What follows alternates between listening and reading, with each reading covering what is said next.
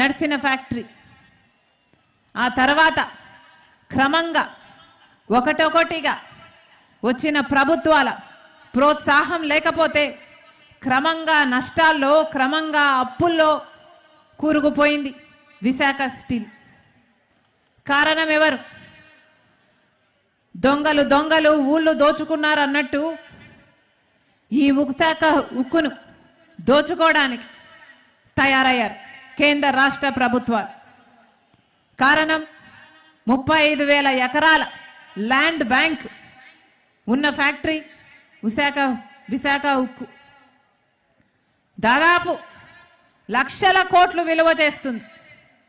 అదే గనుక ఈ ఫ్యాక్టరీని నష్టాల పాలు చేసి అప్పుల పాలు చేస్తే ఇక అడ్డేముంది, ఇది నష్టాలలో ఉంది అని చెప్పి దీన్ని ప్రైవేటైజ్ చేయొచ్చు అని కుట్ర పన్నారు కేంద్ర రాష్ట్ర ప్రభుత్వాలు. ఇందాక అంకుల్ చెప్పినట్టు, రఘువీరారెడ్డి గారు చెప్పినట్టు, ఒక కుక్కను చంపాలంటే ఇది పిచ్చిది అని పుకారు పుట్టిస్తే చాలట, పెద్ద పని కాదు. అలాగే విశాఖ ఉక్కుకు సంబంధించి ఒక్కొక్కటిగా అసలు మైన్ లేకుండా ఇంతవరకు ఉంది అంటే దానికి ప్రధాన కారణమే ప్రభుత్వాలు. ఆ బాధ్యతను విస్మరించారు కాబట్టే ఈరోజు నష్టాలలో కూరుకుపోయింది.